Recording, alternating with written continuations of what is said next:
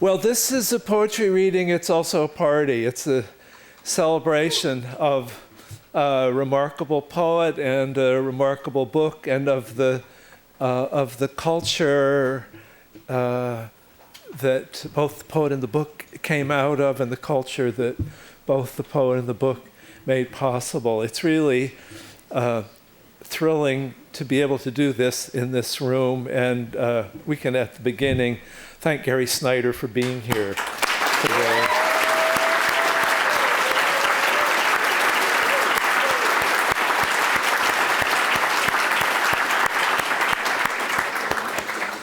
"50 years ago this fall, the first poems of a sometime graduate student in East Asian languages and summer fire watcher, trail crew worker, lumberjack, put together a group of poems. I don't know exactly how they got assembled, but I do understand that Lawrence Ferlinghetti is the only person who had a real job, put up the money to have a small book published in Kyoto by poet and publisher Sid Corman. That book is Riprap. It's 50 years old. A new edition by Gary's publisher, Counterpoint Press, publisher of which Jack Shoemaker is here today, is right there, and that's the occasion of this wonderful event. The way we're going to do it is I'm going to introduce Gary's comrade in arms from that year, who's going to talk a little bit about his experience of this time. And then Gary's going to read and talk about the poems for about half an hour. And then some of us who were younger, Cecil Giscombe, my colleagues, and wonderful poets, amazing poets, Lynn Hajeni and Cecil Giscombe, and I will talk briefly about how we first came across Gary Snyder and Riprap. And then Gary will come back and read a little bit more, and we're hoping it will last about an hour and 20 minutes. And afterwards, there'll be a reception across the hall to which you are all invited, at which we get to toast Gary and the 50th birthday of Riprap. So to begin, the story of this for a lot of us is not only the poems itself, but reading Dharma Bums, which tells the story of Allen Ginsberg and Jack Kerouac and Gary Snyder meeting one another in Berkeley, and that meeting leading to a poetry reading, which has since become a matter of myth, in which 5 or 6 of the poets who made the culture that we got to live in and grow up in read their poems together for the first time. Gary Snyder was one of the readers at that reading. Allen Ginsberg was another. The young surrealist poet from San Francisco, Philip Lamantia, was another. Philip Whalen, later to become the abbot of San Francisco Zen Center, at that time a classmate of Gary's from Reed College, also come to the Bay Area to work on poetry. And another young revolutionary ecological poet who was in the area, Michael McClure, who is an old comrade in arms of Gary's, and who most of us have been reading probably as long as we've been reading poetry here. So I'm going to ask Michael to introduce the afternoon by coming to the podium now. Please welcome Michael McClure.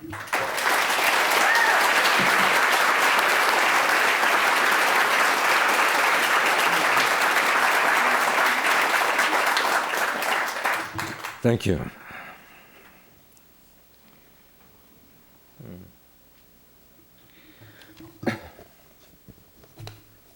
How's the sound? Can you hear me all right?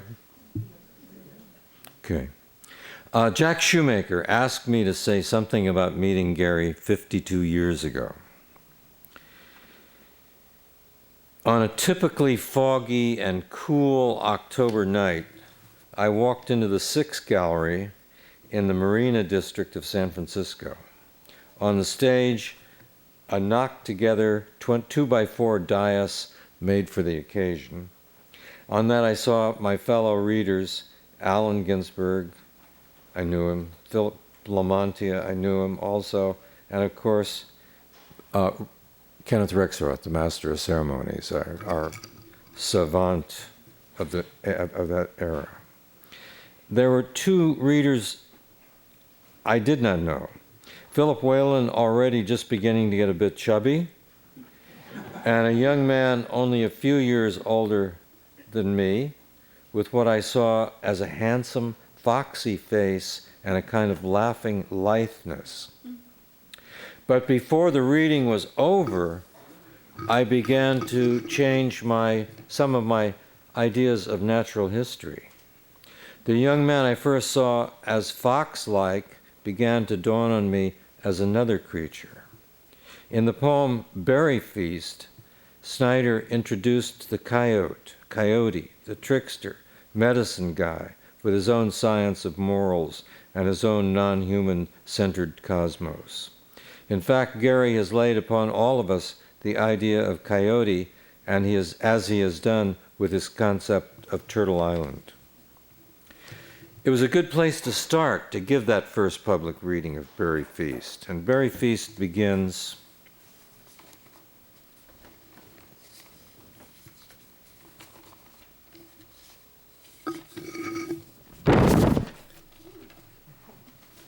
did I do that?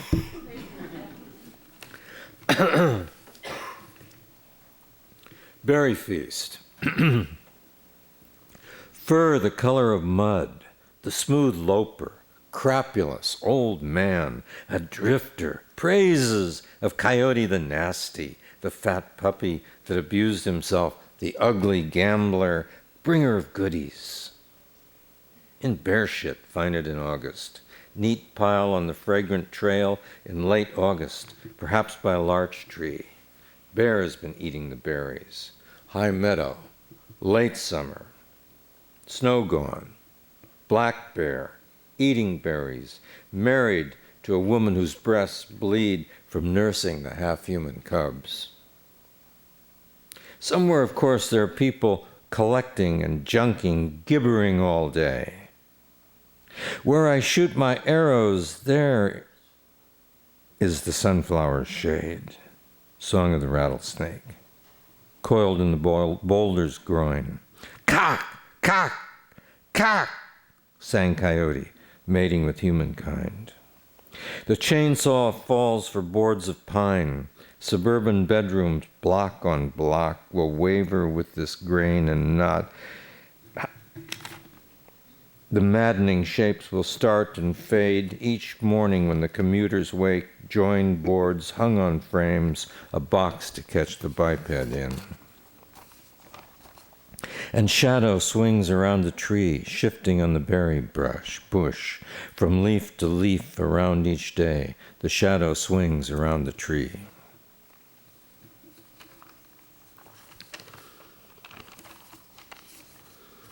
This was perhaps the first deep eco poem.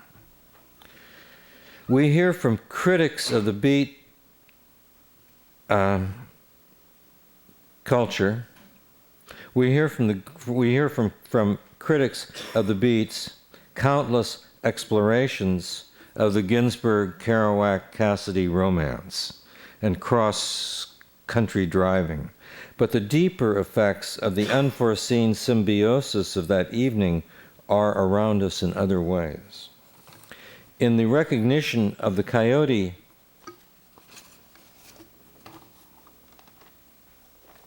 the recognition of the coyote brujo, the recognition of the coyote brujo and the closeness of the western U.S. to the rest of the Ring of Fire, that is, the Pacific Rim in China, Japan, and Asia. Howl is the accepted stellar poem of that moment, but a large part of the audience were equally stirred by the beginning of a visibly deep ecology with coyote and redwood as local emblems. From there, coyote has been at the front of immersing. Boy, I did it. From there, Gary has been at the beginning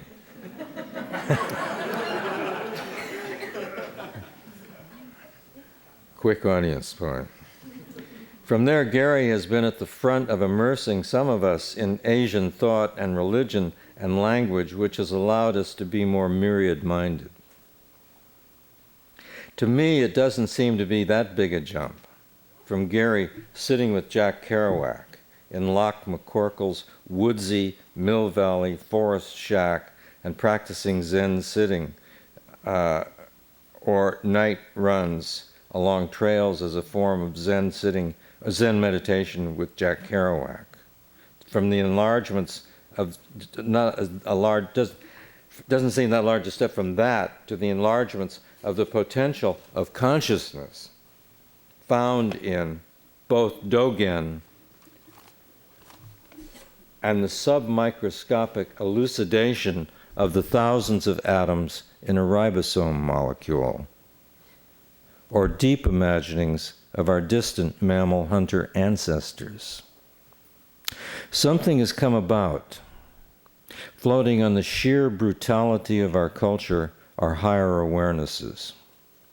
Where did they come from?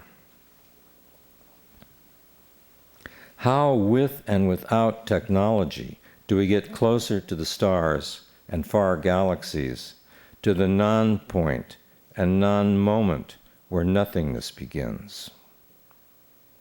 We can start to make all art science and all science art and philosophy and poetry the same thing. And it seems to begin with those who look closely and see, as Thoreau did, that heaven is under our feet. It can be seen in the lichens' bloomings and the materials from which our implements are made, and the smell of animal shit and sawdust. They do not need to begin. They do seem to need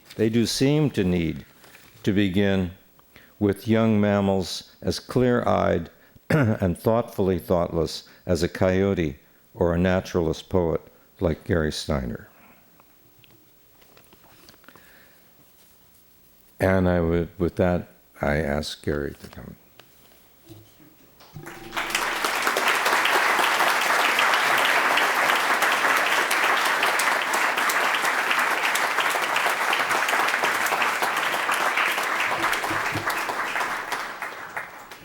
Michael, thank you. 50 years of friendship. 52. You're counting it real close. 50 years for the book, 52 for you and me. Yeah. That reading at the Sixth Gallery in San Francisco that Michael was referring to, on that occasion he read a poem called For the Death of 100 Whales, which deserves to be mentioned also as another poem that opened the way into the kind of environmental and ecological and deep ecological conscience that we're still working toward. It's a hard pull, that particular thing, since this is a long historic Judeo-Christian culture in which even science, the scientific tradition, connects itself to the assumption that the non-human is less worthy than the human. And we've been up against that for 3,000 or 4,000 years in the Occident. The reading that you mentioned in the poem that I read there, The Berry Feast, is not in the book Riprap. In fact, that was not published even in a subsequent book, Myths and Texts. It was 3 or 4 books later that I finally slipped that in.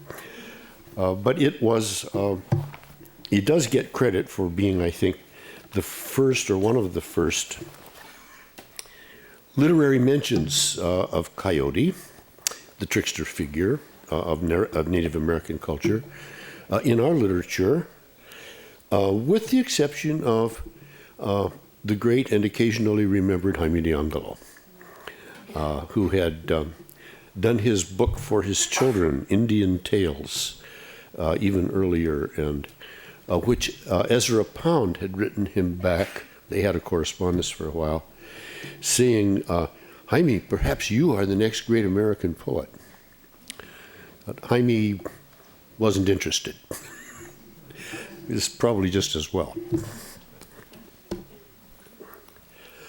So I'm going to read a few selections from Riprap and comment a little bit on the context, the story that might be behind some of these poems.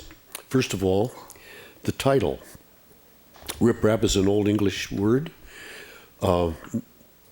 non-French derived, goes back to Middle English and Anglo-Saxon, that comes out of mining and also road and riverbank and breakwater building. The term is not common, but you'll find it in the, I think you'll find it in the American Heritage Dictionary, and I know that you'll find it in the OED, which everybody should have, of course. Well, heck, you can get the one that has, the hand lens, so that even though the print is too small to read with the naked eye, you can read it with the hand lens. That's the one I've got. When I have anything else to do, I just read through it, holding the hand lens and looking things up.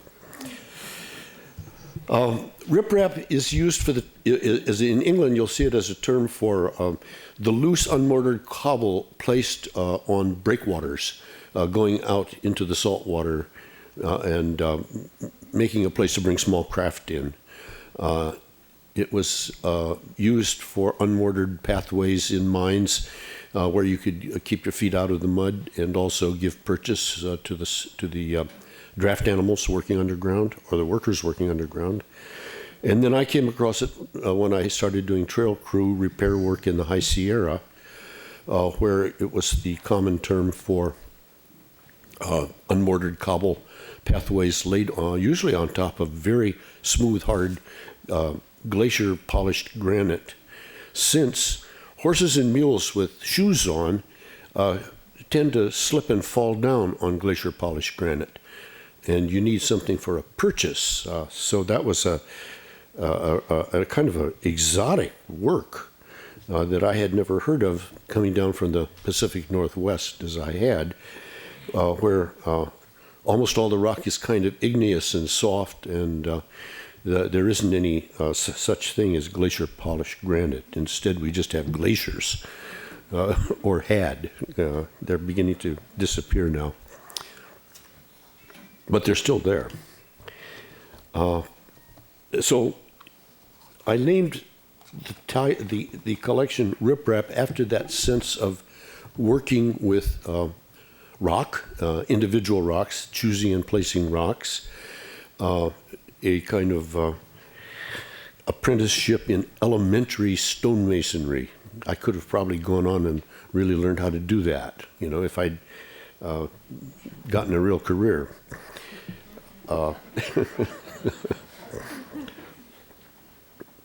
And also became a metaphor in the back of my mind for an interest I had in monosyllabic English language.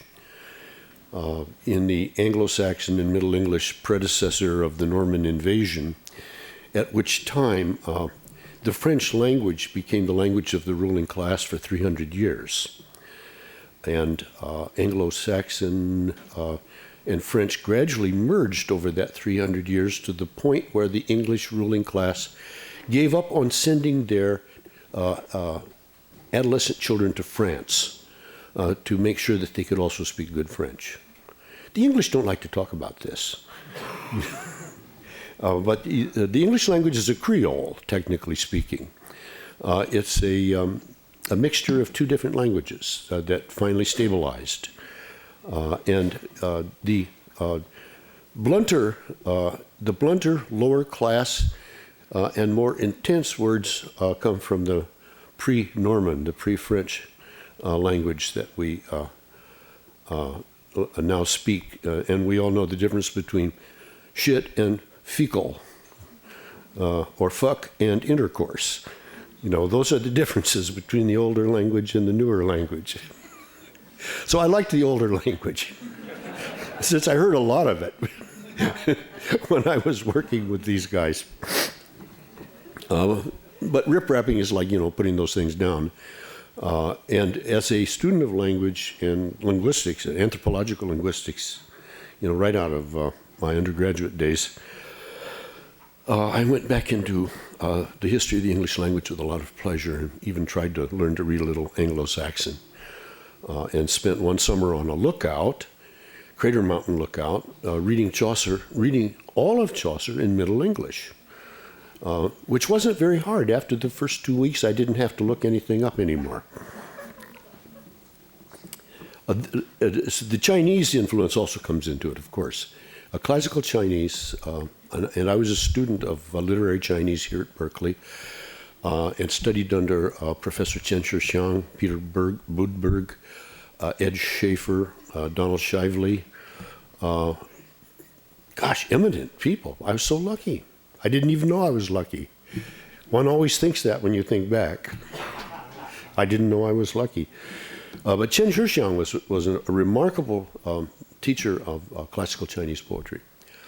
And in those days, there were so few students in East Asian languages that they accepted me as a graduate student, even though I had made the proviso from the beginning with the graduate advisor that I would never go for a PhD. And they said, oh my gosh, oh well, we need students. So I had a seminar with only one other person, who was a Chinese lad. Chen Shishang and I, the Chinese guy and me in his class for a whole semester, working on High Tang Dynasty poetry. What luck. Kong Shan Bu Jian Ren, Dan Wen Ren Yu Xiang, Fan Jing Ru Shen Lin, Fu Jia Qing Tai Xiang. That's a 4-line Chinese poem, 5 characters to a line. Each word is a monosyllable, as you can hear in that. Now, not all of Chinese is actually monosyllabic, but it definitely is very strong in literary Chinese. And in the process of learning how to translate and launching myself into doing some translations of classical Chinese poetry, I also came to appreciate that kind of rip-rap quality of laying rocks down. So there was a time when I thought Anglo-Saxon and classical Chinese must be closely related.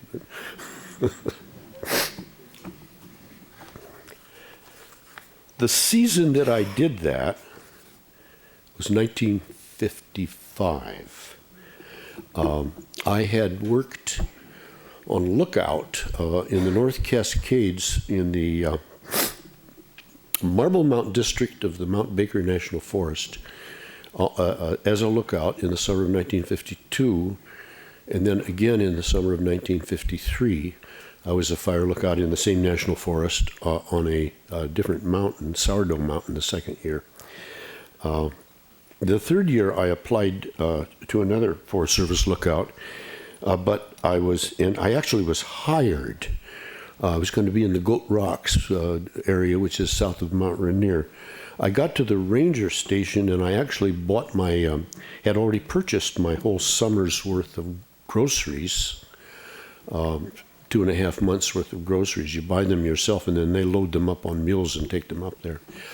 And the district ranger very apologetically said to me, I just got a phone call from Washington, D.C. I have to fire you. And he said, what's that about? And I said, I think I know.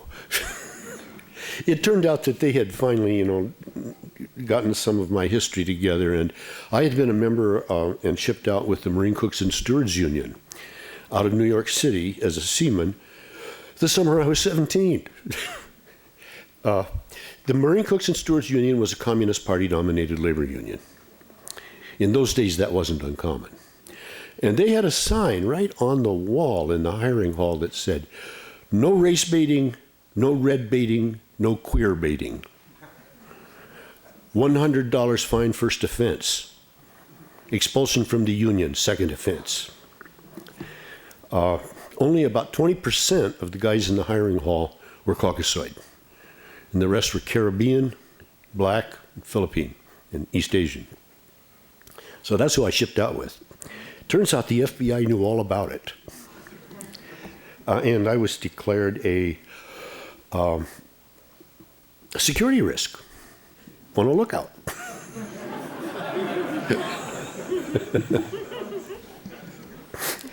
So I got out of there and went logging in Eastern Oregon.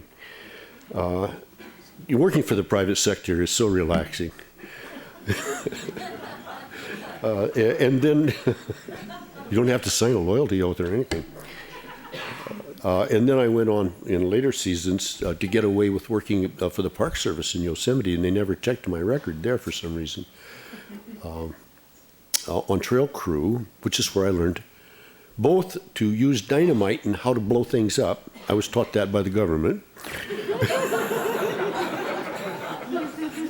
And also, trail repair work. Paiute Creek comes from that time. And the reason I'm choosing this poem right now to read is that this is the first poem I wrote after I wrote all the bad poems. And after I had written this and a couple of subsequent poems, I realized that I could throw the bad poems away or at least hide them. And so that was the beginning of writing the poems that I actually kept. This is called Paiute Creek, Yosemite High Country. One granite ridge, a tree would be enough, or even a rock, a small creek, a bark shred in a pool. Hill beyond hill, folded and twisted, tough trees crammed in thin stone fractures. A huge moon on it all is too much. The mind wanders. A million summers, night air still and the rocks warm. Sky over endless mountains. All the junk that goes with being human drops away. Hard rock wavers. Even the heavy present seems to fail this bubble of a heart. Words and books, like a small creek off a high ledge, gone in the dry air. A clear, attentive mind has no meaning but that which sees is truly seen. No one loves rock, yet we are here. Night chills. A flick in the moonlight slips into juniper shadow. Back there, unseen, cold, proud eyes of cougar or coyote watch me rise and go. Every day at the end of a long day of working out on the trails, blowing up some of the big rocks that had rolled into the trail by mistake, we had a guy who was half Chinese, half Mariposa Indian for cook, an old guy. He'd cook for us. Sit around the fire for a little while. No electricity, of course. And so I would go back up the slope in back of the campsite and sit on a rock under a pine tree and watch the stars for a while. It's very entertaining. Actually, it is. That's the beginning of writing these poems. And here's one where I pushed it closer to keeping on that monosyllabic Middle English vocabulary called Water. Pressure of sun on the rock slide whirled me in dizzy hop and step descent. Pool of pebbles buzzed in a juniper shadow. Tiny tongue of a this year rattlesnake flicked. Leaped, laughing for little boulder color coil. Pounded by heat, raced down the slabs to the creek. Deep rumbling under arching walls and stuck whole head and shoulders in the water. Stretched full on cobble, ears roaring, eyes open, aching from the cold, and faced a trout.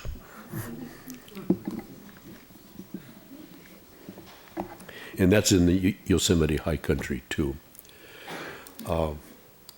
Point of fact, in the summers up in the Yosemite and High Sierra High Country, there are creeks that go off the edge of cliffs and walls that never reach the bottom. The air is so dry that a small creek will evaporate on the way down. I've seen that on a number of occasions. And you'll see that sometimes late in the season, even with Yosemite Falls. It'll be coming over way up on top, but you barely find anything coming down at the bottom there. Now that's dry. The High Sierra is so different from any place else I've been in the world, which is the Himalayas, the mountains of Japan, the mountains of Taiwan, some of the mountains of Alaska, and most of the cordillera of the whole western United States from British Columbia south to Baja. And what makes it unique is the batholith of granite that came up. 250, 300 miles of very beautiful, hard, white granite. And that's why John Muir referred to it as a range of light, because it's almost too bright in the sunshine still. And the quality of the granite is such, and it's so like only recently exposed, to the air and the weather, in a sense, only recently exposed, that the glaciers that covered it and then began to pull back 11,000 years ago left the glassy polish still on it. And it hasn't weathered away yet. So recent. It's lovely. Get up there when you get a chance.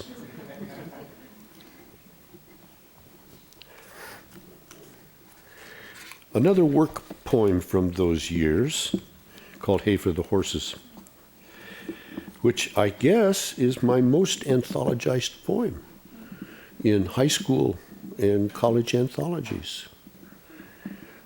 Hay for the Horses. He had driven half the night from far down San Joaquin, through Mariposa, up the dangerous mountain roads, and pulled in at 8 a.m. with his big truckload of hay behind the barn. With winch and ropes and hooks, we stacked the bales up clean to splintery redwood rafters high in the dark, flecks of alfalfa whirling through shingle cracks of light, itch of hay dust in the sweaty shirt and shoes. At lunchtime, under black oak, out in the hot corral, the old mare nosing lunch pails, grasshoppers crackling in the weeds. I'm 68, he said. I first bucked hay the year I was 17. I thought that day I started, I sure would hate to do this all my life. And damn it, that's just what I've gone and done.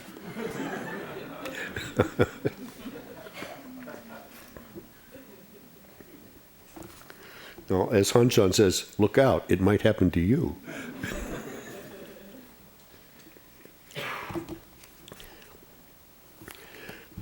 Out of the High Sierra and over in Marin County in March, all through the rains, that mare stood in the field, a big pine tree and a shed. But she stayed in the open, ass to the wind, splash, wet. I tried to catch her, April, for a bareback ride. She kicked and bolted, later grazing fresh shoots in the shade of the down eucalyptus on the hill.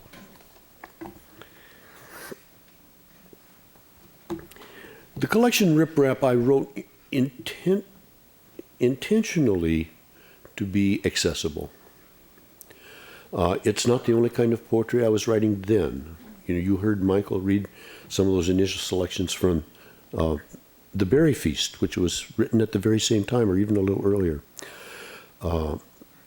For some reason, I got the idea early on that you have to pay for your more difficult and obscure poems by writing accessible poems. I mean, like in the sense of getting published. And also, I spent enough of my youth and later days as well living, working with, being involved on a daily basis with people less educated, people speaking that more basic English, people less concerned about abstractions and not big readers. And I always wanted to see what I could write that would reach right through to practically anybody. And that was, a fun challenge. It was a good challenge. The challenge worked so well that this book, this collection called Riprap, became a favorite with the backcountry, Yosemite, and other national forest and national park trail crews in subsequent years. I mean, I still get letters from people that say, I never knew your work until I was on the trail crew. And then one of the guys on the trail crew started reading it by the campfire. Wow, I never knew anybody would write that stuff. So that was worth it.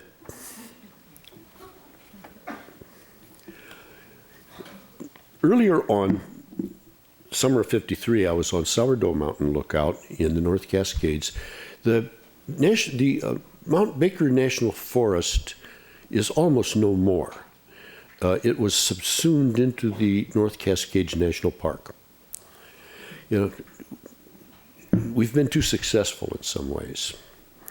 That is to say, I'm not sure that the national park would have been taken over by the Park Service if I and Phil Whalen and a few other writers had kept our mouths shut. Because I'm not sure the national park is a better agency to handle public land than the Forest Service, although I've got plenty of arguments with the Forest Service. However, the thing is, at least with the Forest Service, you can argue with them because they are required by law to hold hearings and let the public take in some public input.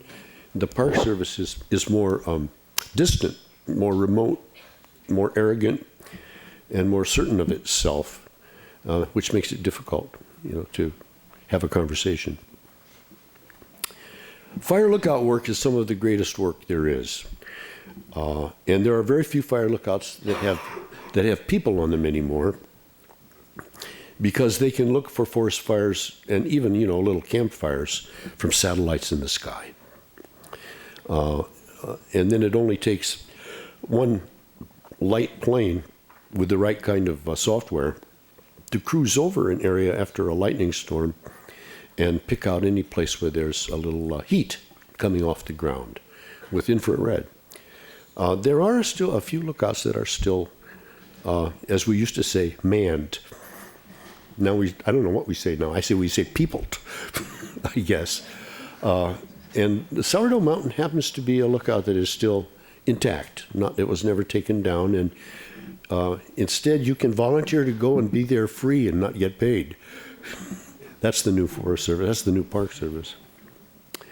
My first lookout, Crater Mountain Lookout, which was at that time maybe the most inaccessible lookout in the United States, because that's what I asked for. When I wrote up there, I was working on the docks in San Francisco. You apply for these jobs in February. So I wrote up in February, I knew the country a little bit, and I wrote to the district ranger and I said, I listed my qualifications, which was I knew how to do all this stuff, and that I would like to have their most remote and difficult lookout. And he wrote back, boy, have we got a lookout for you. And it turned out you had to, you could get your pack stock, your mules and horses up, about half a mile from the lookout. And then they would be on a little built-out platform of cobble and rock, and you could turn each animal around on it and unload it, and then lead each animal one at a time back down a ways, and then bring the next animal up. From that point, there was a third-class rock climb to the top of the cliff, and there was a cable and a winch in a little box about this big. And so it took several days after they left me with this pile of stuff, lowering the box down, climbing down, filling the box, climbing back up, winching it up to the top, and unloading it. That took 3 or 4 days. Then the next 3 or 4 days, we're backpacking it another quarter of a mile up to the actual lookout.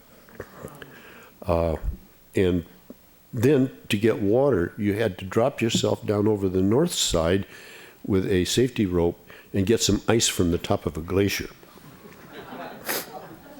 Get the chunks of ice and then put them in a big wash tub and let them melt. I was the last person to be on that lookout.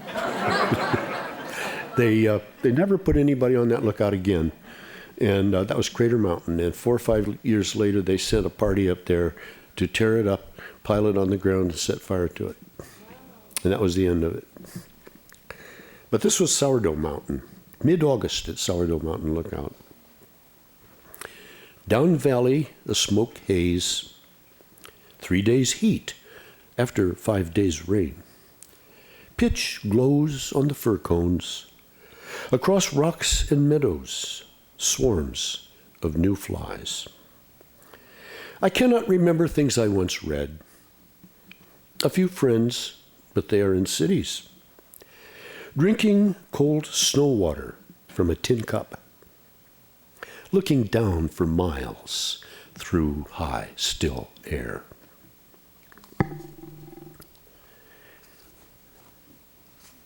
It's true, that poem does borrow some of its tone from Chinese poetry, which is something I was also reading at that time.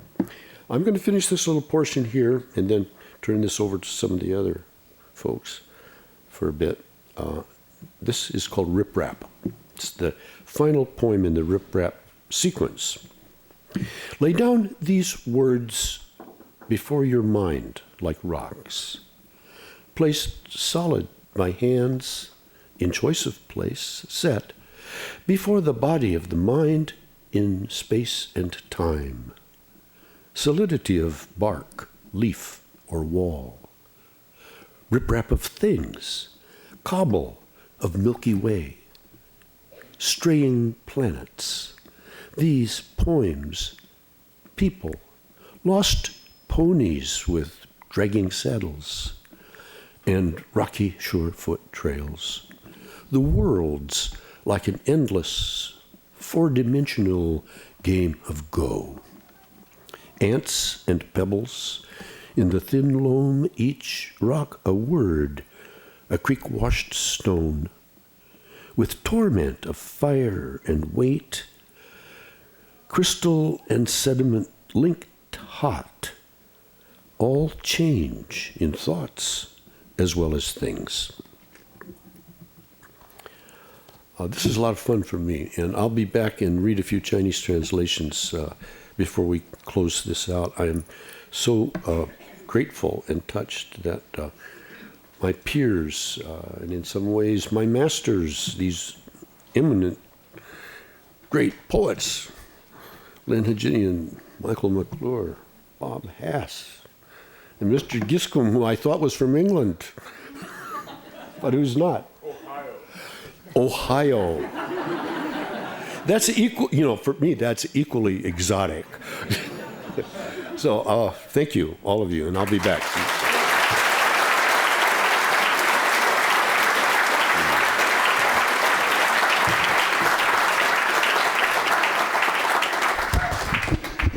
It's Cecil's name. He was named for his Jamaican grandfather. Yes, is that right? So of course you sounded like an Englishman too. The other night, in a lecture series in the English department, which invites distinguished alumni back who have been English majors to talk to students about their careers, a graduate of this place, who is the executive director of Dateline on NBC News and has been one of the most successful popular documentary journalists in this country for the last 25 years, gave a talk, and the English department people who were anxious for him to endorse what we do said, did studying literature at Berkeley help you with telling stories?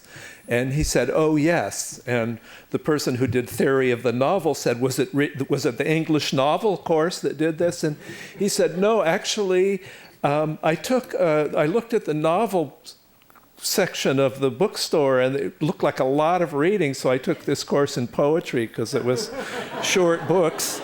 And And the first book I read was by Gary Snyder, and that's ever since been what I think about when I think about telling stories. You know, lay down these words like rocks before the mind.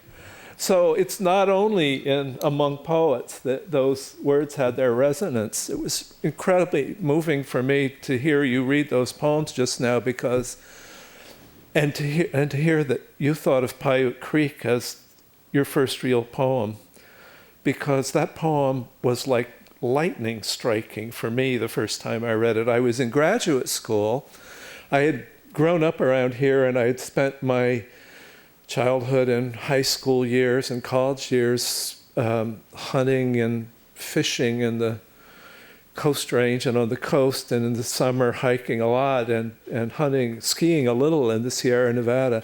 And it was a completely mute part of my life that I loved and didn't have anything to do with my dreams, hopes, ambitions, and the work that I was doing. And I was in graduate school, and I didn't much like it. I went to graduate school literature because literature made me feel more alive, and I found that the way that literature was being taught made literature seem less alive and me even less alive, and I wasn't very happy with what I was doing. And an English poet passed through who said he was going to do a little class reading some Western writers.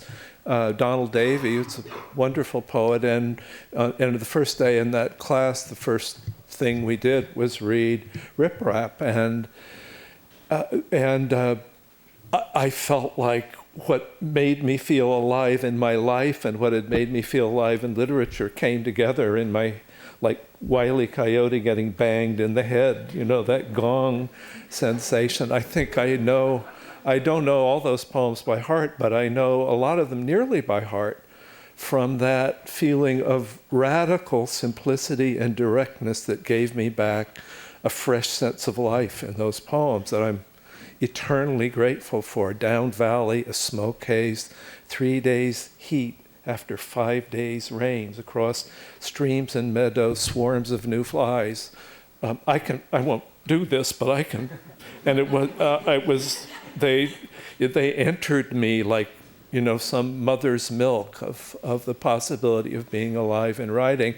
Then I had realized that an essay I had read in the Journal for the Protection of All Being, which came out of City Lights bookstore, sort of hard to convey to you younger students how small the area of nonconformity was in the world in those years, and how little information there was. Gary talking about getting fired from a job because he belonged to a left-wing union. One of my teachers got fired from a job at the Oakland school system for subscribing to Nation magazine. It was a policed society to some extent, right up to the time of the free speech movement. And in 1962, my reading of this was 64, 65, and the world was beginning to change, and reading those poems for me were part of that change. One of the things, reading an essay of Gary's called Buddhist Anarchism. I thought, first of all, what is Buddhism exactly? I had some idea. And anarchism, I thought, was a terrible thing, whatever it was. I knew it was a terrible.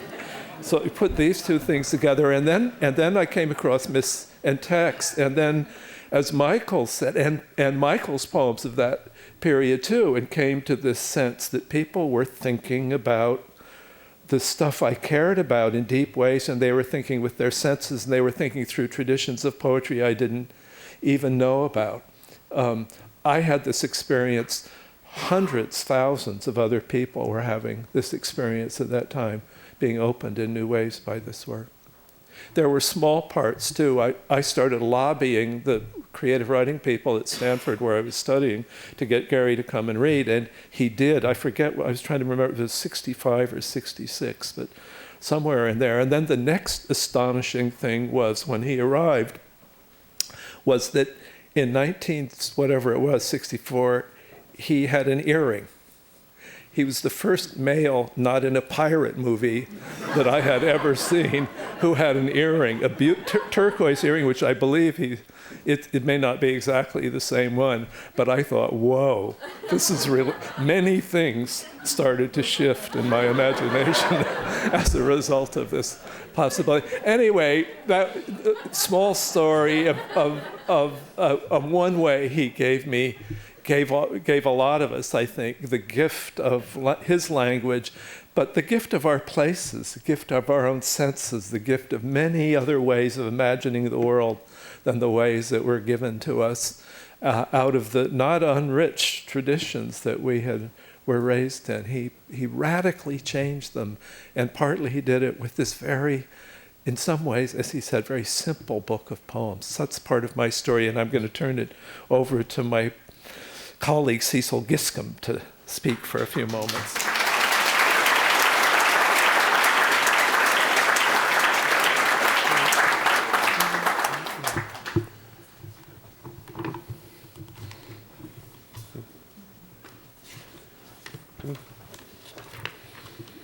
Okay. Thank you, Bob, and thank you, Gary, thank you, Michael, for everything that's come before. My name is Cecil Giscombe. I'm not from England. I'm from Dayton, Ohio. I've seen Gary Snyder only once before in my life, before today, and that was almost exactly 37 years ago, and on Election Day in 1972. You were reading at the State University of New York at Albany, where I was an undergraduate. My teacher, Don Bird, had brought you out. And I had just voted for the first time in my life. I was 21, and I was taking very seriously the idea of being a good, exemplary citizen. I'd read the position statements and arguments published by the League of Women Voters, and I'd made thoughtful choices, and I pulled the levers in the fire station down on Madison Avenue across the street from my apartment. I don't remember the poems you read that evening, but I do remember that you'd begun the reading by saying that you had also voted, either that morning before flying to Albany or the day before by absentee ballot. I can't remember.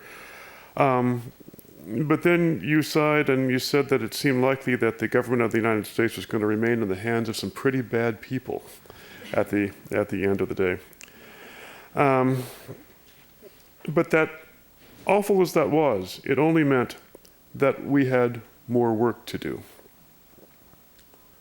So later, when I went home after the reading and discovered that every single person I'd voted for, from George McGovern down to the 8 members of the school board, had lost.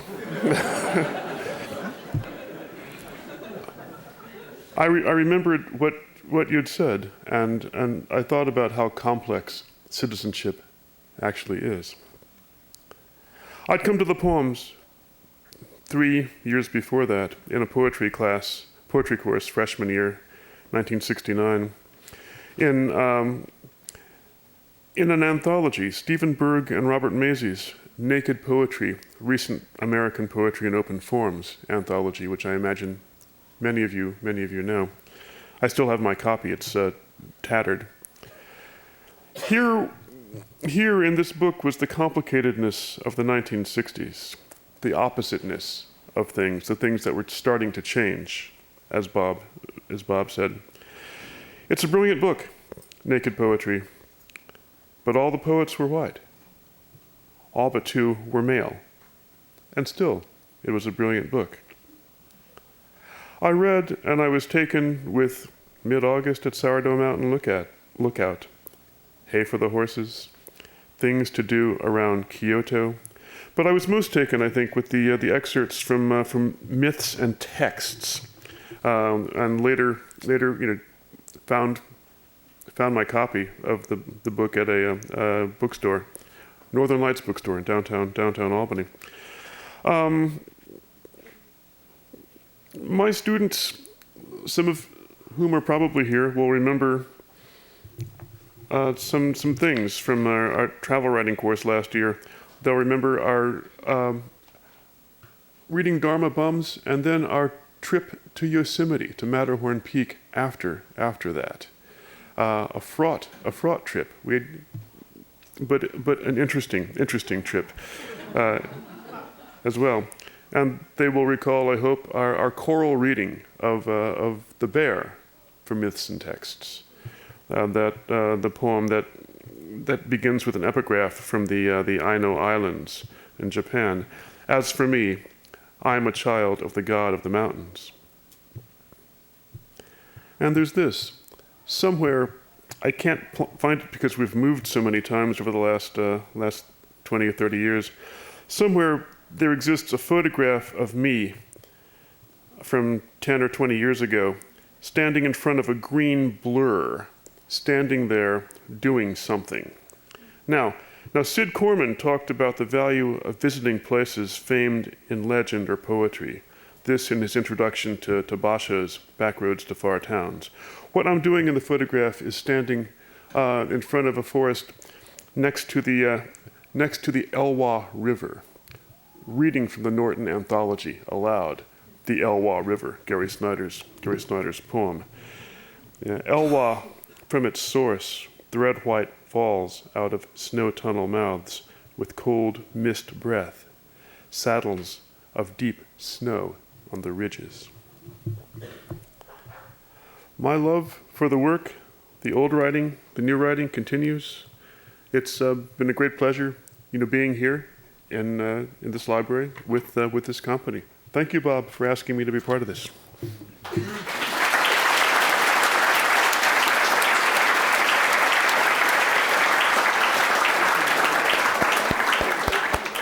And next, the brilliant Lynn Hegenian.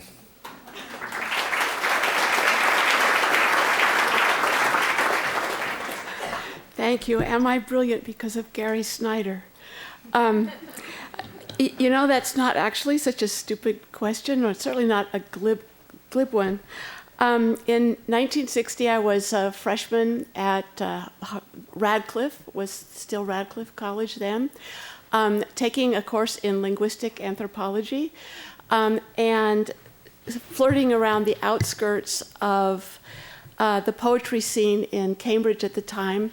There was something called the Lamont Poetry Room, but it was located in the Lamont Library, which was the men's library, and women were not allowed into it. There was a terrific bookstore that was owned by a man named Gordon Kearney, who was a close friend of Charles Olson's. And the male poets would hang out there, and when a woman went in, they would all fall silent and wait for her to leave. In this context, nonetheless, I dared enter the Grolier bookstore and bought a copy of this in 1960. I dared to take the rubber band off of it today. I almost don't want to do it in the Morrison reading room because it's still shedding. All the glue is shedding off of the spine. It's like this now. But this was, for me, an opening into not only a chance at new poetry. This is Donald Allen's anthology, The New American Poetry, 1945 to 1960, which includes 3 of the poems that are in the Riprap collection. From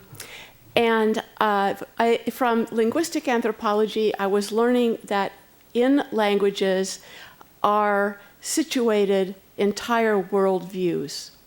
And the poetry that I had been exposed to since girlhood offered a worldview that was not mine. But I didn't have one yet, but I just felt it wasn't mine.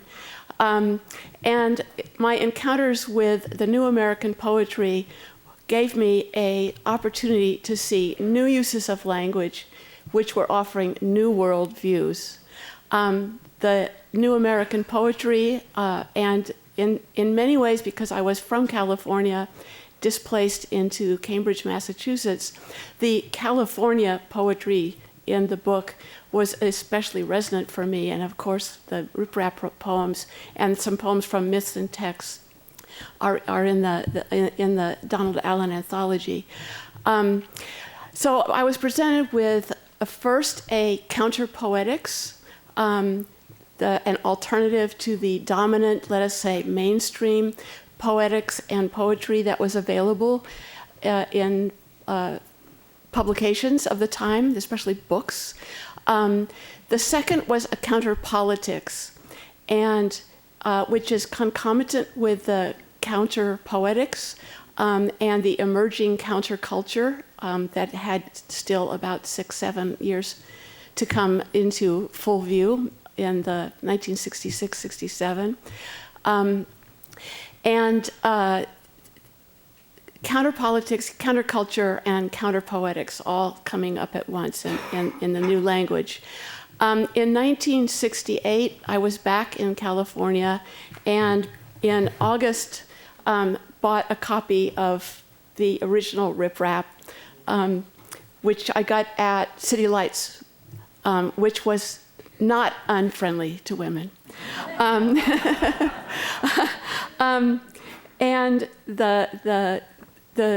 this collection was important to me at that 1968 countercultural moment, as again reaffirming the possibility of new and, let us say, utopian potentials for the future, ones that were still. I'm wearing the red armband of the Solidarity Alliance protest movement on the UC campus. Come out to the strike next week, Wednesday, Thursday, Friday, everybody. Take down the regents. No privatization of UC Berkeley. Okay, sorry. Now I'll back off from that. I wanted to say one thing about, which this is going to be a little paradoxical and slightly complicated. There is a poem that was in the Donald Allen anthology and also in Riprap called Praise for Sick Women, which any of you who have read it recently might think was a view of women that is essentialist and suspect. The female is fertile, and discipline contra naturam only confuses her, who has head held sideways, arms out softly, touching, a difficult dance to do, but not in mind. Curiously, that was for me the first feminist poem. And I think it was, I thought about this for like the last couple of days, wondering if I even should bring this up, because I didn't in any way want to query or challenge Gary Snyder, whose work I revere. But I wanted to say why it was for me the first feminist poem that I had encountered. And that's because coming out of a middle class background, going to at that time, certainly very elitist university, the views of femininity were extraordinarily limited. And all sense of what a woman could do was really confined to a kind of model of suburbia. And this view of dancing female, which was liberated, sexy, and entirely local, was to me like a complete liberation. I have gone on to be a maybe more politicized feminist than that early beginning might suggest, but I think I do owe, if not some kind of whatever brilliance Bob Hass attributes to me, but maybe some sense of political commitment and cultural commitment. I think I can, in all sincerity and honestly, thank Gary for starting me on that path. And with that, oh yes, and then I wanted to read 1974, a poem. This was when I was reading maybe Earth Household or, anyway, I feel this is an incredibly, imitation as the highest form of flattery. This is called Wherein the Written Word Differs from the Spoken. I live here just now and presses attention, visually that is. The materials, these words, my eye, this picture, which had no basis in sound, but the motions of trees, this thing we do, a line of verse, almost a character, passes but continues, and one can just see how it rained on the ground, trees down, gullies drawn. Thank you, Gary.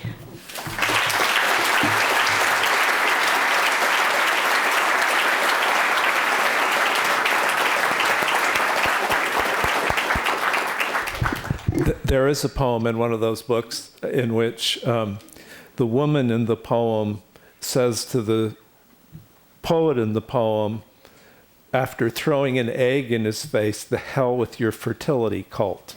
That was that was another thing I noticed from that time. Another word about that time in the poetry you're reading and the anxiety of the world. 2 cities had been shuddered into ash in 1945. America was going through convulsions of a right-wing reaction to the liberal possibilities of the New Deal. Things were tightening up and clamping down in a quite terrible way. And a good deal of the poetry, some of it quite brilliant poetry, was highly wrought and very much about desperate agonies of private life, issued in the poems of Robert Lowell about his period in mental institutions, in the suicide poems, the poems before her suicide of Sylvia Plath. There was, the joke was if you were going to be a poet, you had to go to the East Coast and get incarcerated in some kind of asylum or institution. The truth was there was a terrible anxiousness and desperation at the core of some of the best poetry being written.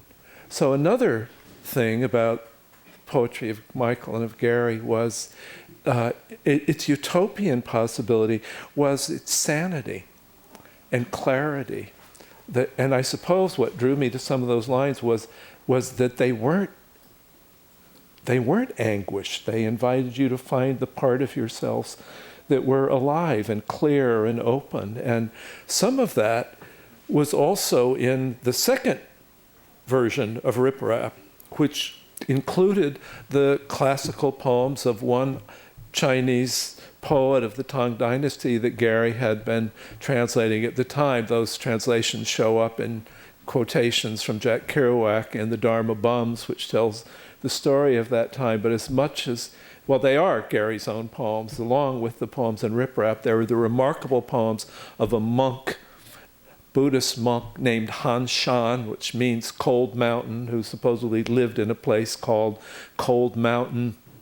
And that figure opened up the world to us also, and maybe Gary will read a little bit and talk about those in this next part of the event.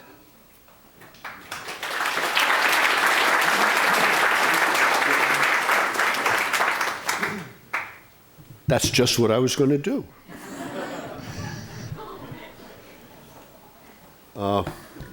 That's great. Well, you know, I have to confess, it's hardly a confession. I've been really bad. And especially, you know, in terms of feminism. In my earlier days, I was just another sexist male.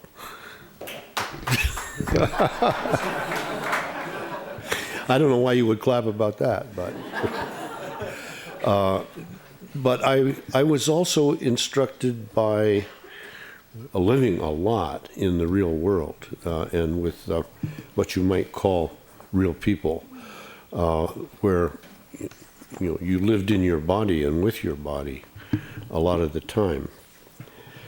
But since, and I thank you, Lynn, really, for that. So I thought I might go on and clarify one other point while I'm at it.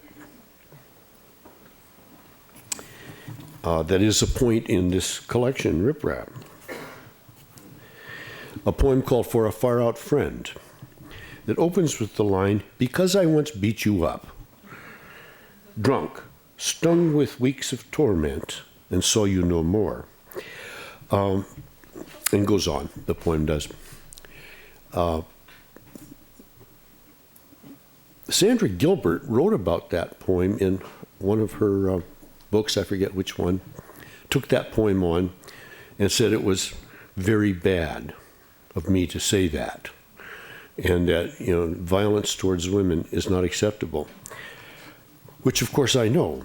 And so I finally decided, with Counterpoint Press reissuing this, that I'd better tell the truth.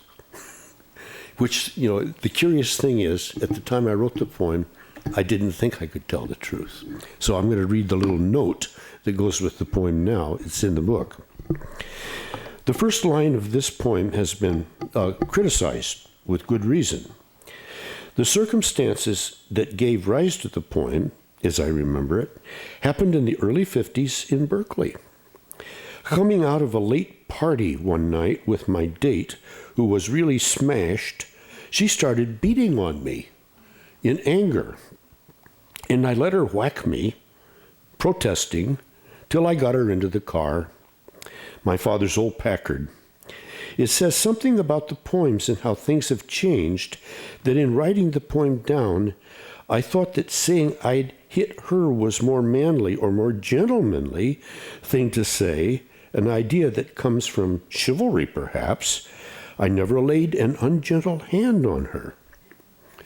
My critics, especially my colleague Sandra Gilbert, she was my colleague at UC Davis, have said that there is no excuse for treating violence against women casually, and they are absolutely right. This note seems to be the best way to deal with the problem rather than eliminate the poem or change the lines in silence. But I'm still trying to figure out now, why did I think that was a better thing to write down? Except that it seemed like, you know, unchivalrous to say that a woman beat me up, or maybe just wimpy.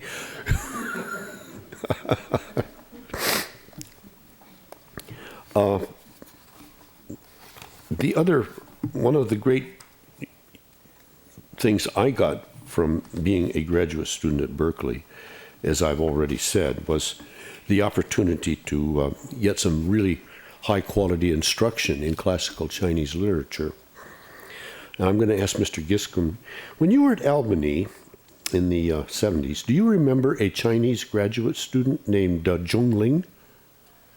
No, I do not. She got her PhD at Albany, and then she stayed on for several years teaching there in the English department. She got her PhD in English. She wrote her dissertation on Kenneth Rexroth, whose name has just barely come up this evening, but he was certainly a very important mentor to me and to many others in the Bay Area literary culture of the early and middle 50s, as were also Robert Duncan, Jack Spicer, Robin Blazer, really great teachers.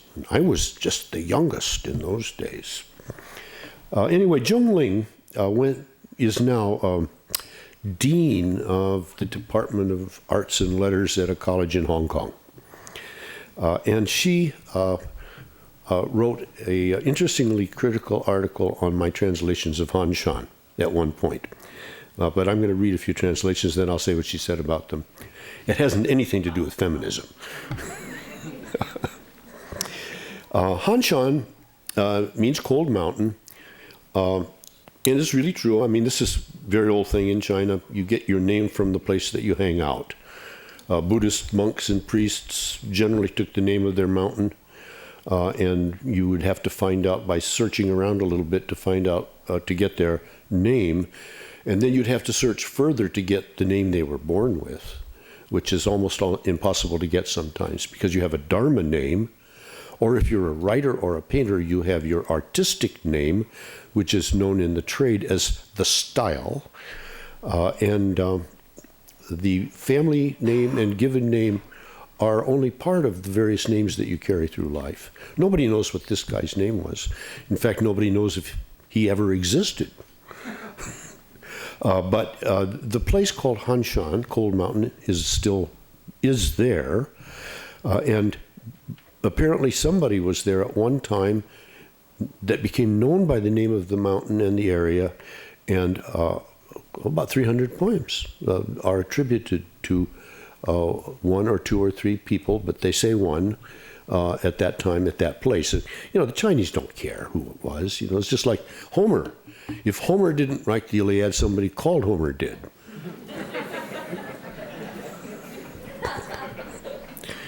The path to Han-Shan's place is laughable. These are all 8-line poems.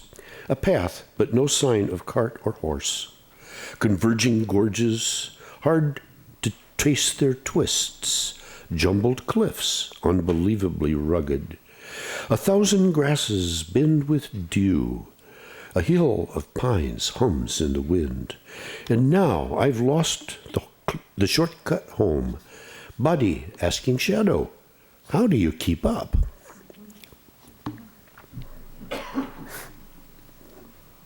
I translated these in Chen Shuxiang's seminar, having asked him after coming back from the summer season that I worked on trail in the High Sierra, having asked him, he said, what sort of a poet or what sort of poetry do you want to study this semester? What do you want to read? I said, I'd like to read a lesser-known Buddhist poet. He said, I've got just the one for you. And he steered me to this book, which I checked out from the East Asian Library. It was in an old Japanese binding. It was in a Japanese edition, in the old-style binding.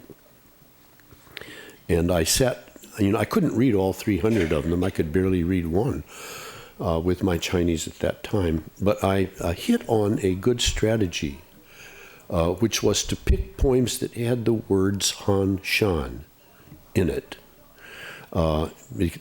which alternates or switches back and forth from being his name or his place. And sometimes it means a state of mind. And that strategy gave me something to work with, and I did 24 of these poems, but they don't all, I took a few that didn't have the kanji, the characters Han-Shan also.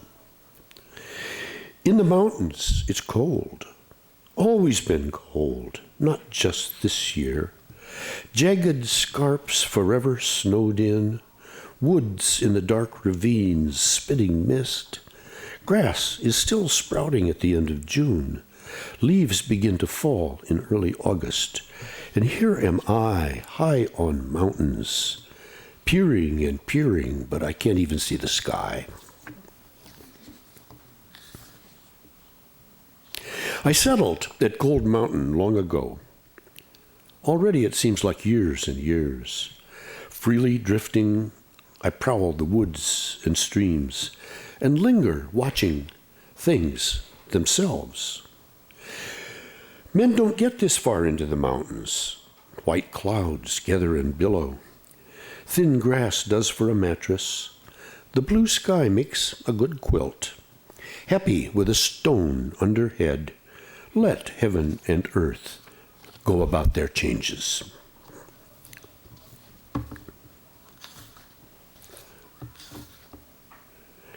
In my first 30 years of life, I roamed hundreds and thousands of miles, walked by rivers through deep green grass, entered cities of boiling red dust, tried drugs but couldn't make immortal, read books and wrote poems on history.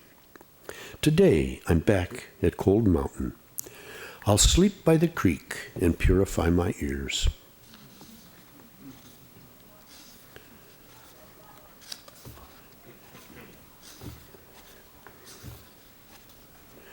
And I'm going to finish with the last of these poems that I translated, which is written in a shorter line. It's a 4-character line. When men see Han-Shan, they all say he's crazy. Not much to look at, dressed in rags and hides. They don't get what I say, and I don't talk their language. All I can say to those I meet is, try and make it to Cold Mountain.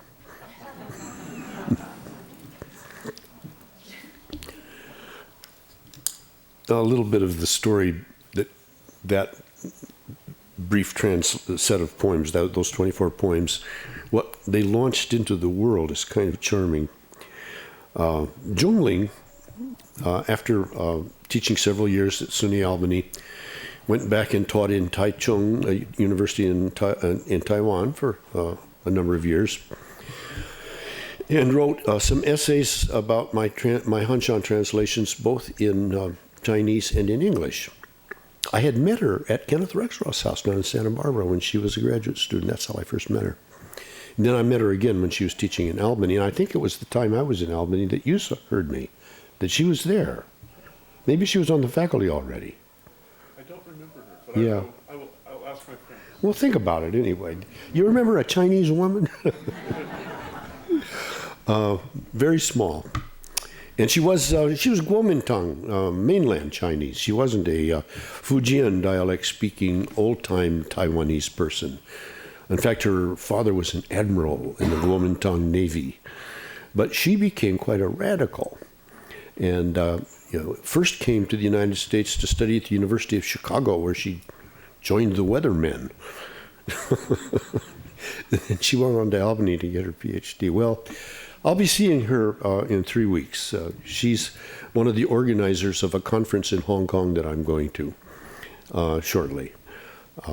The other conference organizer is the exiled poet Bei Dao, who is known as the founder of the Misty School of Poetry, and who is exiled from China.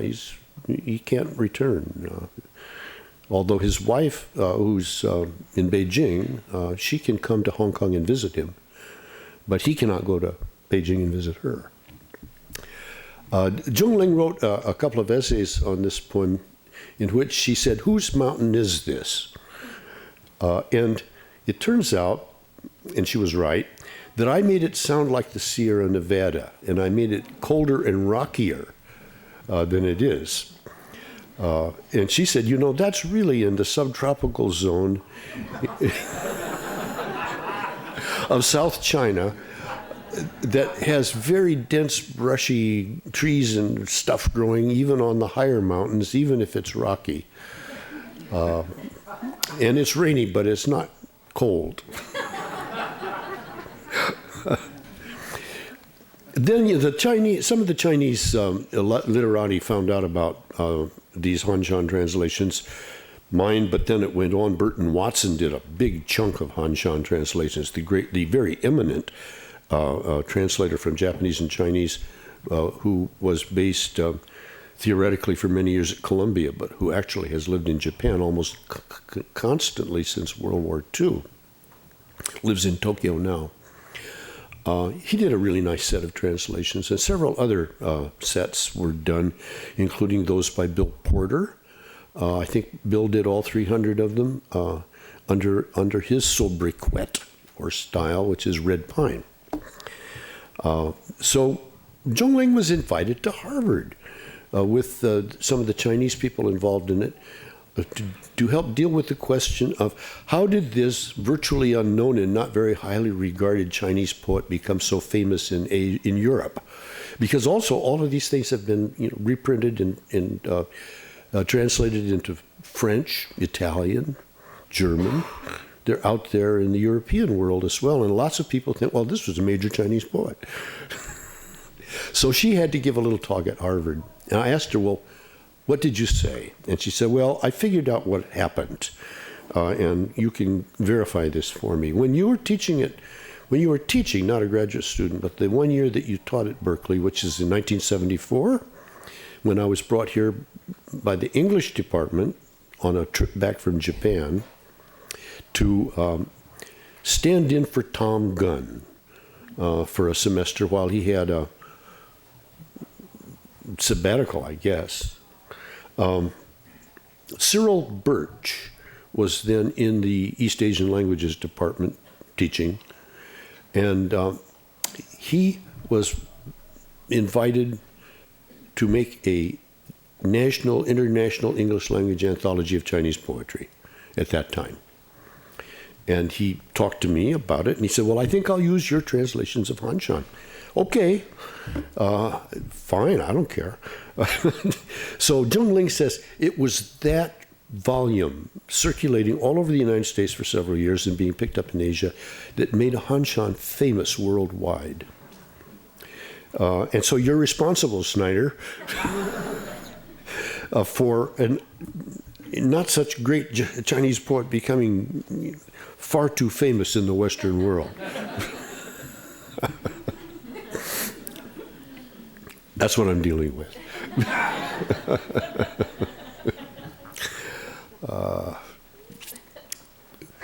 In the Chinese literati, and I'm probably more famous in China than I am in the United States.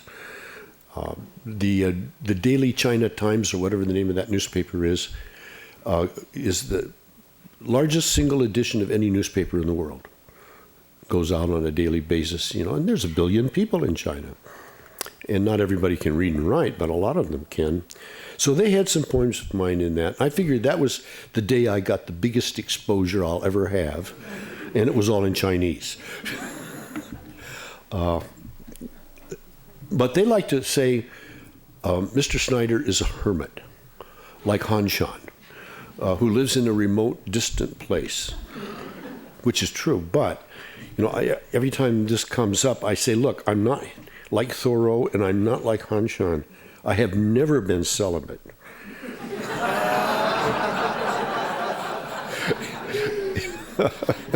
And other things, but it doesn't seem to do much good.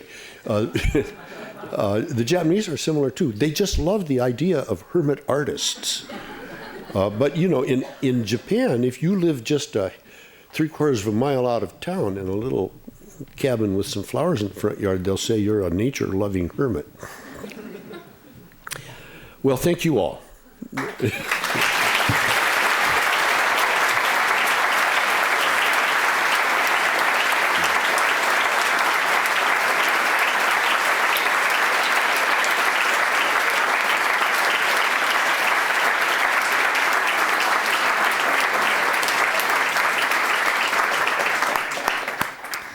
Thank you, Gary. This event was sponsored by the English department and by Lunch Poems and by the library. Giovanni Singleton, the Lunch Poems coordinator, did a lot of work for this, and we thank David Dewar and Tom Leonard of the library for making the library so vibrant a part of the culture of the campus. Thank you all for coming.